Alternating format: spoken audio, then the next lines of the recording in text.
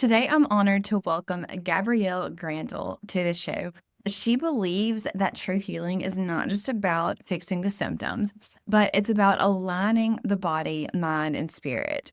Through her own personal struggles and triumphs, she discovered the profound wisdom in God's creation, recognizing the resilience and healing power that He designed us with. With a deep understanding of nutritional biochemistry, the gut microbiome, and functional medicine, Gabrielle integrates faith-based principles with her science-backed health strategies. She empowers individuals to not only heal their bodies, but also reconnect with their purpose, honoring the divine design within us all. If you've ever felt your health struggles were holding you back from the life that you were meant to live, then this conversation will inspire you to trust your body's innate ability to heal and take ownership of your wellness journey. You're listening to What the Gut, a functional medicine and holistic health podcast for busy women who are ready to take charge of their health without the overwhelm. I'm Allison, your host, a double board certified family nurse practitioner specializing in functional medicine, here to help you decode the gut hormone connection and finally get the answers you've been searching for. In this space, we're cutting through the confusion and diving deep into holistic wellness, because feeling your best is not just about another diet or quick fix. It's about understanding your body, healing from the inside out, and making sustainable changes that fit into your real, busy life. From gut health to energy struggles, hormonal imbalances to sustainable weight loss, I'm bringing you practical strategies, expert insight, and real talk that will help you thrive, not just survive. So if you're ready to finally feel good in your body again, hit that subscribe button and let's do this together. Quick reminder, this podcast is for educational and empowering purposes only, and it is not intended as medical advice. Be sure to consult with your personal healthcare provider for personal recommendations. Welcome to What the Gut, where we take control of our health one episode at a time. Hey, Gabrielle, welcome to What the Gut. I have been looking forward to this conversation because I know that we have so much in common, and you also integrate God's design into your work. I know that's just going to speak to so many women who feel stuck in survival mode. Thank you so much for being here today. It's my pleasure. I've been looking forward to it too. So glad we could connect today. I know. So tell me just a little bit about how you became the gut goddess and what got you into what you do now. Yeah, I really fell in love with nutrition and God's design and nature and the complexities and intricacies and the beauty of all of God's creation. And that's what got me into nutrition, because it's just all the food is so beautiful, all the textures, all the tastes, all the colors. And when I started to learn what it really could do for the body, it's just really fascinating. So that's what led me into studying nutrition. And then I started to learn about how healing it really was. And then learning about all of the chemistry and energetics and everything that plays into that is just really fascinating. I always knew I wanted to help people. I just wasn't sure how I was going to do that. I worked for a while in the hospital doing clinical nutrition, and there was some. That's a whole, yeah. I mean, I worked in the hospital setting too as a nurse, and while nutrition was not like my main focus, all of the patients had the nutritionist come and speak to them. And just from what I see, like you're so limited. You're so Yeah. limited on what you can do. But it's like these people are so sick, and also just the education you can provide. It's like they're not really at their best to absorb all that education either. Right. That's just a really hard situation for the nutritionist. It really was. And when you're expected to see 20 some odd people and spend 10, 15 minutes or something with them, there's no way to possibly be able to make a real impact. Yeah. And like you said, it's very limited. The science is so outdated in the hospital. Yeah. I need to say that, at least when it comes to nutrition. Yeah. And so it was all about calorie counts and low fat diets, and you would see the families bring in all kinds of junk Yes. and stuff. It's so frustrating and hard. And like you said, they're not really in the place they just want to get better. They don't really want to tell their story so much and really get into it. Yeah. Overconsumption, malnutrition is the theme. And then surgery.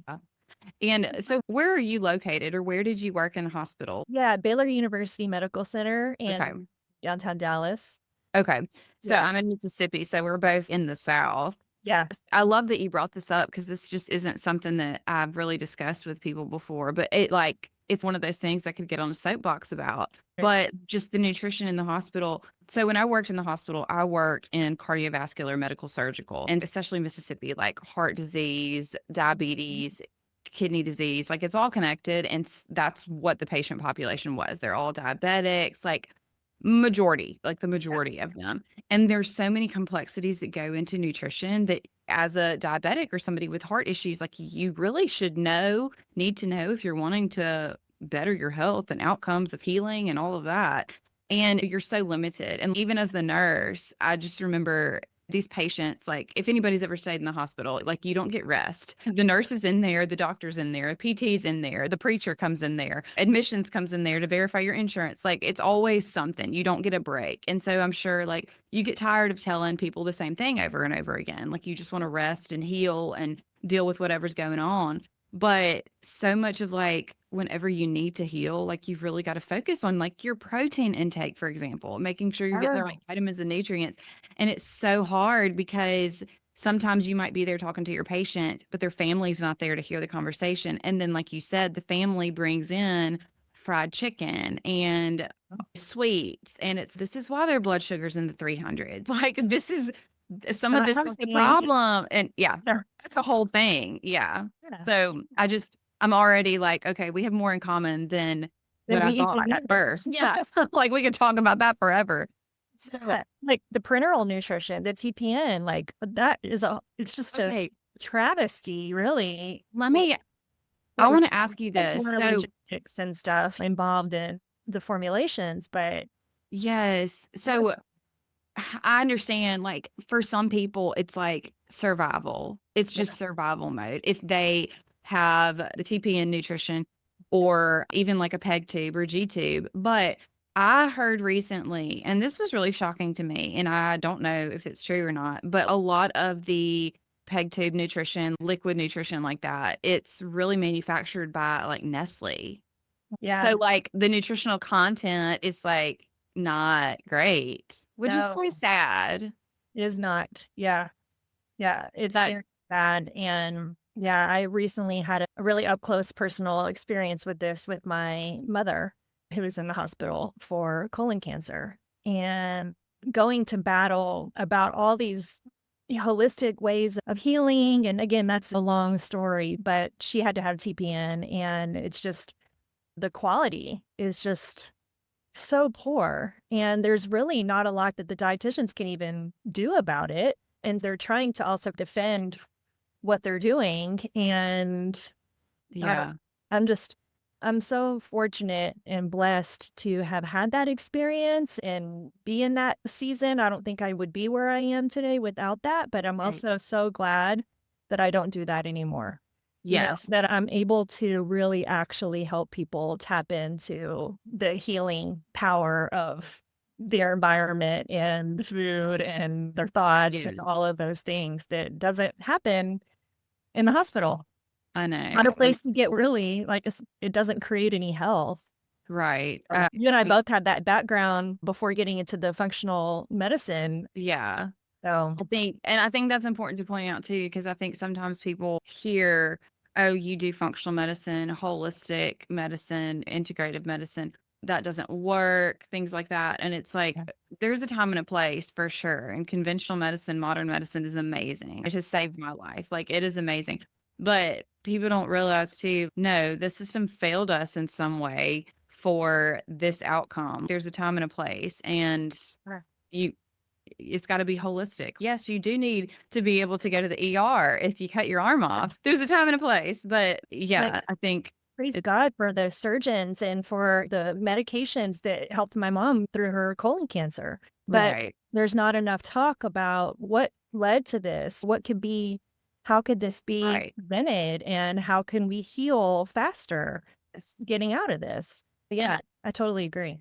A lot of it too just makes me think of we all.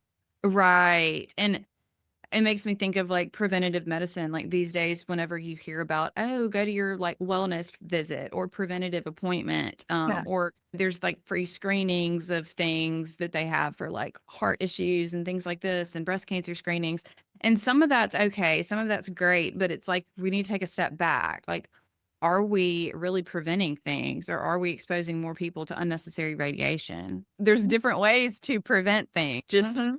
the view of preventative medicine in my mind is very different than what it appears to be to, I think, projected to society. Yeah. No, I totally Yeah, agree. it's Totally. interesting. And so I know, Gabrielle, you believe that healing is about really aligning the body, mind, and spirit, which I just love. I'm curious, how did your journey really lead you to this realization? That's kinda what I was sharing before, just understanding the complexities of how I think it was all perfectly designed, right? And I think about how it's just so fascinating, the science behind everything and learning and talking with people and seeing how we're all so unique and all the plants have a purpose. It's all just it's really beautiful, and but it goes beyond more than just what we eat, Yeah. right? It's what we think about, it's what we believe, it's all the inputs that we have, and started to see that there's not a lot of it's hard to really trust in your body when you don't really understand the how What's it going on? works together. Yeah, Yeah. and I think that started to talk to more people about their emotional things they were going through or mental complexities that they had. When I started to dig a little bit deeper into their life, they didn't really have a spiritual practice. Not everybody, that's not a hard and fast rule or anything, but I saw that there was like almost a And it's like the whole body healing process is a lot slower if there's not like that spiritual aspect going yeah. on. And for me too, there's I didn't always have a strong faith. I wasn't really brought up in church. It wasn't until I was an adult that I found Christ and I found the Christ within. Yeah. And it really changed my life and it continues to change my life. Like when I have down times and hard times and things, it's really encouraging to remember, right, that how it all works together and that it's all working for my good. And Yeah. I feel really empowered when I Yeah. remember that, and I can encourage others that, that they're not alone and that their body is and really Right. created for purpose and for Right. life, to live our life. It's not about being afraid of death, it's about inviting life, Yeah. I you love know? that. And our bodies do know what to do. They do. But I think we as humans in general get so bogged down with not just stopping and listening to our bodies, Yeah. but a symptom appears and we rush straight to the doctor to suppress it. And we don't realize that's what we're doing then. But our Mhm. bodies are trying to tell us something. I hear a lot. I've got a lot of friends with little kids. I've got little kids and they'll text me and say, "Oh, my son has a fever and it's nothing crazy." But they'll say, "Oh, what do I need to do? Do I just need to give him Tylenol?" There's a few other factors that go into play. And I'm like, that's his body trying to fight off something. If it's a low grade fever, don't suppress it. Let Yeah. it heal. Like, just let his body do what it's supposed to. And that's just one example. And I've been guilty of it myself in the past too. Like, we just, as people, like, one thing happens and we react to it instead of just like listening to our body and saying, okay, what's going on? What's trying to happen here? Is this really an emergency or is this okay? Yeah. I think there's both sides of the coin, like, the way I grew up, we didn't go to the doctor. And fortunately, we didn't have a lot of illness either, Yeah. but so I don't know if it would have been different had we all been sick. Right. But my point about that is that either way, we're either outsourcing it, right, to someone else, like a doctor or physician, or for the people that don't go to the doctor, then they're also not always like you said, they're not always listening and seeing it as a sacred kind of messenger Mhm. And it makes them think, okay, their body's like maybe working against them. And do we really have the ability to heal on our own? So anyway, Yeah. I think that's really important to think about, that it's switching that lens from that our body's like in conflict, right? Mhm. To how can we be curious about what's going on? And And really taking responsibility for our own health and ah, not putting it in the hands of somebody else. I think that it's absolutely necessary at times if you have no idea what's going on to seek help, sure. but find like a provider or coach, somebody who is going to be an advocate for you too. I know I worked in urgent care, like in the urgent care setting for a while whenever I first started my career as a nurse practitioner. And that was the only job I could find. And it was unfortunate because so many people, I started coughing and sneezing yesterday, and then they come see you. And if they don't leave with a prescription, it's like a disappointment because they Mhm. came there for something. They came there for you to do something. And part of me is, yes, that makes sense. You go to the doctor because you want something done. But the other part of me was like, okay, this has only been going on for a day. If there's no other symptoms, it varies case by case, but it's like you need to let your body just figure out what's going on. What's causing all of this? Do we really need to just give you a medication? There's a time and a place, like I said. But I think just becoming your own advocate of your health and really taking responsibility for it yourself and finding somebody who, if you don't know how to do that, if you don't know how to become independent of standing your ground in your health, find a provider who will help you do that and Yeah, educate you on what's going on in your body and what's been going on and what your labs are really saying, things yeah. like that. Why? The Yeah, question was why, not exactly. not what is it, and then let's suppress it. Exactly. And I know so many people, they feel disconnected from their bodies and their health. I'm curious, Gabrielle, what are some first steps that someone can take, in your opinion, to really start trusting their body and healing? That's a really good question. I think it's just about slowing down and really being present and just asking the body and telling the body, I'm listening, right? Hand to the heart. What are you trying to tell me?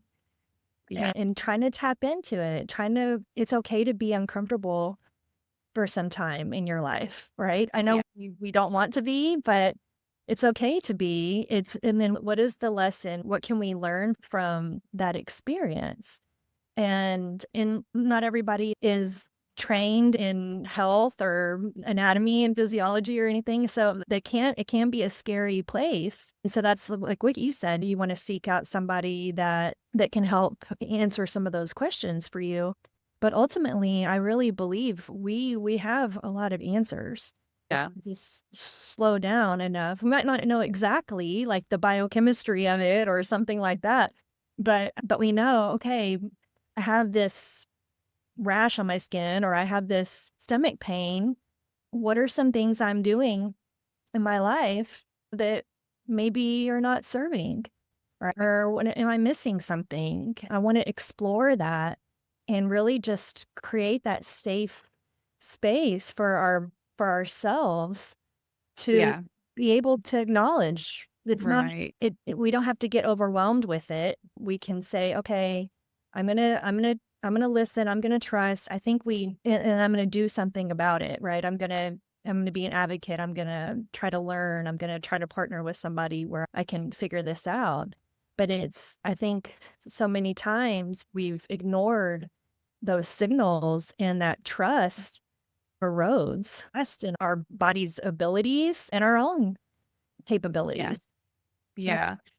And I hope that people listening are encouraged by that because I think back to my own health journey, and whenever I first started to really like work in the healthcare realm, like that wasn't my original goal when I went to college. I was an art major first. So it's like I had no intention of studying chemistry or biology or the human body or any of these things. And so whenever I did, I also started having my own health issues, ironically. Like they just really all resurfaced and I realized this isn't normal. But even people like you and I who are experts in these fields, or we're constantly learning, but we've been there too, where it's like we didn't trust our bodies. Like we didn't have answers, whether it was for us or a family member. And we had to get to where we are now because we had to just take a step back and say, okay, all the answers are right here. We just have to find them. And sometimes that does take like extra outside support from like a coach or a provider. But I think just having the courage to even ask for help, Yeah. like even like outside of just that first little bubble, I think I went to so many different providers who I worked with, who were coworkers, who were just very reputable providers, and asked why. Like, why is this happening? What's happening? And nobody could tell me. And that was such a letdown because it's like I was a part of this bubble. I worked in this field too, and I wasn't getting answers. And so realizing that I can't just put my health in the hands of other people, I needed to take responsibility for it myself, really learn about nutrition, things like that, and really like focus on my spirituality, my sleep habits, my movement, all of these different things. That's what worked, right? Yeah. And that's what Yeah. lasted, not just this quick fix band-aid of going and saying, what's wrong? Okay, tell me, and then I'll fix it. It's not that easy. And then talking, having conversation or relationship with the ultimate coach, right? Yes. God Yes. is gonna help us and bring people into our lives that are going to be able to support us, guide Right. us, right? Yeah. Like for better or for worse. Sometimes Yeah. it seems like maybe you have some not so great experiences, but then it leads you to a better experience. And what did you gain from that? Exactly. Yeah. So Yeah. I want to ask you, Gabrielle, the kind of people that usually come to you and that you work with, what does that look like? What kind of people do you usually serve? So any kind of digestive disorder. So, IBS, IBD, EOE, any kind of, and they don't really have a diagnosis necessarily, but they have the bloating, the constipation, the diarrhea, the pain, the heartburn, all that kind of stuff. I've also seen a lot of people with fatty liver challenges because there's a strong interplay there. I also see autoimmune people, less of them these days, but motos and MS and RA and different things because Yeah. the gut is a huge piece of autoimmunity. And then there's a subcategory of people that really just want to be proactive and preventative with health, but mostly it's people that are having these different digestive concerns or even acne or eczema, psoriasis, stuff, rosacea, that also has a lot to do with the gut and the immune system and their Yeah. nutrition. And yeah, it's people that don't want to be on medication Yeah. necessarily too. They either want to get off their medication or they don't want to start it if they don't have to. They'd rather come after it from a more holistic approach. And then once we dig into everything, there's often a nervous system component and that's where some of the spirituality comes into play because I think having a spiritual connection, you feel safer. You feel more Yes. confident. I don't know how to really articulate that better than to say it that way. It's just like the magic that the Holy Spirit does. It's just, it heals you. No. But I want to say too, I'm seeing a lot more patients myself who are wanting to come to see me for a more holistic approach to being preventative too, which is Yeah. awesome. Like I'm seeing that so much more, and people who want to get off these medications or either want to avoid having to be on certain medications. And I just love that because I think even if you end up saying have to be on a medication for a very long time, the biggest thing I project to my patients is, okay, but what are the pros and cons? If we're going to be on this medication long term because it makes you a better person, okay, but what are we depleting? Are we depleting any nutrients? What's it doing to us that we also need to keep an eye out for? And I just love that. I love seeing more people be preventative like that and proactive. But I was going to ask, like, what are some of the biggest root causes that you see as far as with digestive issues that people overlook a lot. I just want to piggyback on what you were saying. The other piece of there's people that want to be proactive and preventative in all the things that we just mentioned, but it's also, you probably see this too, that there's people that want to know why.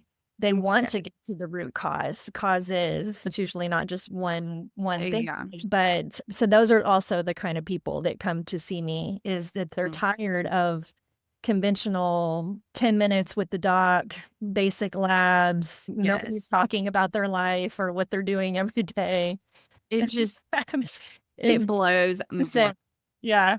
If It's I have to chime in on that. So I said I worked in urgent care for a little bit, and then they needed me to fill in doing wellness visits at one point because one of the other providers went out on maternity leave. And I was like, okay, I knew that we would butt heads about a lot of that because I just was not agreeable with a lot of these things. And so I said, okay, though, but I had to fight so much against, I'm not seeing 20 patients today. Like, I'm going to take my time with people, especially if they are coming here to see me one time a year, like for a wellness visit. Like, that's ridiculous. I'm not doing that. The clinic managers, the CEO of the clinics, like, I had to talk to them and I was like, this is not okay. Like, I'm the provider. This is going to go how I say it's going to go. And it was all about money. And it's just, I get that it's a business. I do. But like, you can't, why are we making a business off of people getting sicker and not getting better? That's not right. Come on. And I remember too, just speaking of like the labs, of course, we just would run what insurance would cover. Yeah. But becoming certified in functional lab work for me opened my eyes, and I was able to see a lot more and read a lot more into what those basic labs meant. But what blew my mind is how much lack of knowledge on these things that other providers had. Because if I went to another provider to consult with them on this is what's going on and this is what I see in their labs, every single time I would get, oh, Allison, that stuff I don't. Okay. I'm glad I do, but Nobody does. what's happening to your patients though? So lacking. It's just, they want to make sure you don't have a disease. Right. That's it. But not preventing you from actually getting one. Yeah. How many times have you had conversations with patients that are like, how come my doctor didn't do this? Or how come I didn't get this looked at? I'm going to write a book one day. I am. Because it blows my mind. And so much of this stuff too is just, to me, like common, basic, like morally, ethically correct things that you should do with a patient. Like, it blows my mind. It really does. I remember having one patient who had like a paper of questions that she brought in for her wellness visit. And she was like, I'm so sorry. I just have so many questions. I'm so sorry. She was so apologetic. And I was like, this is what I'm here for. Like, let me answer these questions. I love this. This is what I signed up for. And it's like, how many other people are there that are suffering the same way and looking for answers, or maybe don't have the courage to ask because they're too afraid to ask the questions because their providers, oh, I don't have time. Yep. Yeah. It's Or so gaslight unfortunate. them, or they make them feel some kind of way about, being an advocate and trying to drill down to things. That happens so many times too. I'll even suggest that we have a practice conversation and I'll pretend to be their doctor and they can be them. And then how would they even articulate these questions and ask them so they feel more confident and comfortable? That is common. It's like they don't know what to ask. They don't know how to stand up for themselves. And there's a lot of reasons for that, but none of them helpful. I think that there's like a misconception too that your doctors, whether it's just general internal medicine or a specialty, that they know everything about that. That's true. Because we're always learning more. And as we know, with like functional medicine, holistic medicine, integrative medicine, like everything's connected. So it's great that we have specialists. We need those. But if they don't know enough about another body system that's intricately connected with it, then you're probably missing a huge piece. And I would have patients bring their children in and ask questions, and they're like, what's happening? What's going on? And I always would tell them, okay, I might have the book knowledge, right? I went to school for this. I might have the book knowledge, but you also are with your child every day. You know them so much better than I do. So let's work on this together and figure it out. And Yeah. it's like, also parents, be an advocate for your child. Don't just, I don't know. I could go on and on. Yes, that's so true. Encouraging them to awaken to that part of them, right? Yeah. And realize, yeah, they're their own best expert. Yeah, And for sure. if these providers would just drop the ego and say, okay, yeah, I didn't study this, or I'm not Right. versed in this, and I want you to get the help that you need. So maybe you need to see this person, XYZ. Definitely don't Yeah. discount nutrition and discount lifestyle. That's something I run into a lot. I know this is not like a complaining podcast or something, but I just know that we I probably share a lot of these Yeah. frustrations. I want to be respectful to their providers, but when they ask me those questions about how come you're talking to me about my diet and my lifestyle, and no one ever for 10 years has talked to me about that or dismissed that. Like, my answer is always, I don't think it's that they don't have your best interest in mind. I think they do. I think that's not their skill set. They don't, Exactly. well, they don't learn about this. They learn about pharmacology, they learn about surgery, and they're really experts in that area. Right. What I went to school to learn. So this is how I help people and support people. And I think to that point, it's really important to just, even as providers, to have this network of other people, Yeah, because even makes if we're sense. in functional medicine, there are some people who are so much better at like hormones, so much Yeah, better at gut health, so much better at treating like environmental toxins. yeah. But having people we can refer people to, because we're not the experts in, say, that specific field, but we know it's very intricately connected. That's what's so important too. And I think even conventional medicine providers, like you said, I definitely feel, I don't think that anybody's out there trying to purposely do anything wrong, but that's all that they know.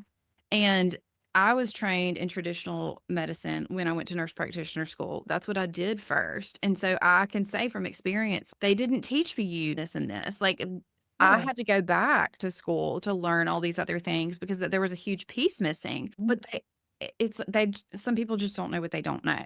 yeah, yeah, yeah. It's just, people just need to be more aware and feel, I hope people listen and just feel encouraged and empowered to seek the right answers from the right people in the right way. Like we were saying, there's a right time to go to this provider, but you do what you feel is best, but it's be as confident as you can in doing that. I just think that's Yep, important. So, it is. And the way it was all created, right? Like the first line therapy should be thinking about, what am I doing every day? What am I yeah. thinking about? What are my inputs, right? That's going to then determine my output, meaning my symptoms or how I'm expressing health or not. Yes. It's interesting you're talking about that too near the beginning of our conversation. And for a while there, I was just like in this rut where I was like, I'm just like not as optimistic and as happy as I have been. What's going on? And I realized, like, when I was doing my workouts and just throughout the day, the podcast I was listening to like true crime stuff, which I love. I love mystery stuff, true crime stuff, but I really got into this one podcast, which is so good. But it was a lot of, obviously, crime. And I was like, that is just not really feeding my soul the way that I need it to. And I realized that was really like impacting me. And it's Yeah, crazy, but that was it. it's in there. I was like, I got to take a break. I got to take a break from the true crime. But it's your input and whether you realize it or not. Yeah, It's the totally. people you surround yourself with, the things you listen to, if you go outside, things like that. Yeah, and so I think your question was something about what are some of the common like misconceptions or things that people don't really think about when it comes to their health. And those are some of the things, right? It's Right. environment. I didn't Right. mean this phrase, but it's like somebody said, you can't heal in the environment that you got sick in. So if you're Yeah. listening to violence and murder, or you have toxic relationships, right? Or yeah, you're breathing in air, or drinking unclean water, or any of those things. We think about our food. I think a lot of people recognize food has a big Yeah. I play. think you're being more aware of that for sure. Yeah, more and more, but it's also, okay, what is the environment that I'm eating this food? right? How do I feel when I eat it? What are my thoughts around my body when I'm consuming it? Do I see the making of the food as a stress? Am I nervous about the family dinner, right? But Yeah. do I have enough money to budget for these kinds of healthier, more whole food options? Yeah. Um, and just the narratives that we create around those things, I think is really important to talk through and recognize. And then with all those things is again exposures, other exposures in the environment that we don't recognize, but they Right. all add up. And none of these, if there is any testing done on any of this stuff from any of these companies, it's super limited and it's not in in tandem. It's not the cumulative effects of these things. It's, oh, this little bit is safe, but if you put it in connection with all of these other toxins that we're taking in or exposed to, Right. has anybody ever actually looked into that? Yeah. I don't think so. Yeah. It's all very interesting.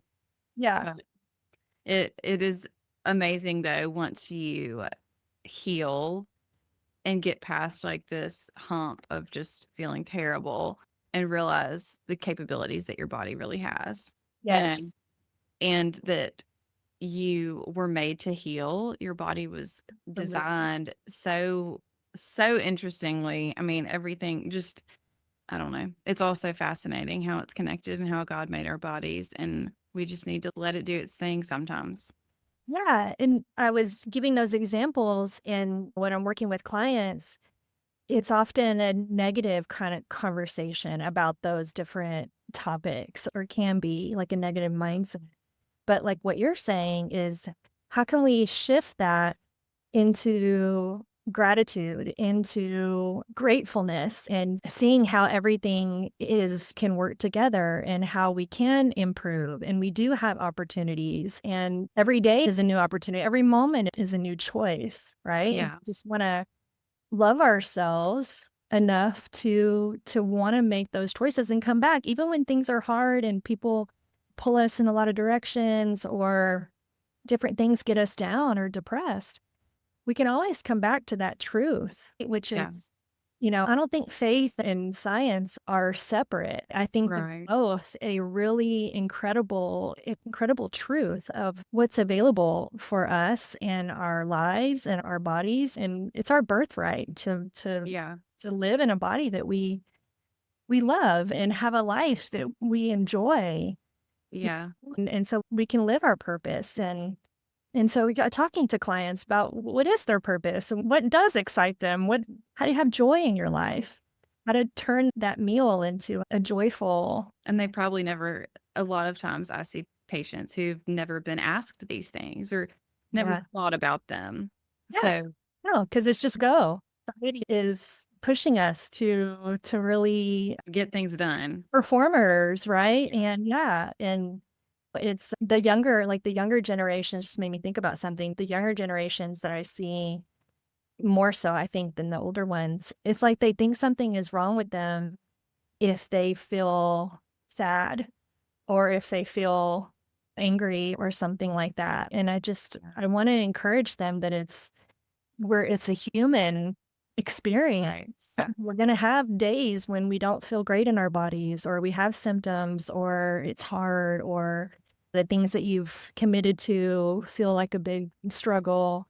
But there's so much opportunity when you can just sit with yourself for a moment and just remember all of the things. I know that's kind of cliche, just have gratitude, but gratitude changes everything.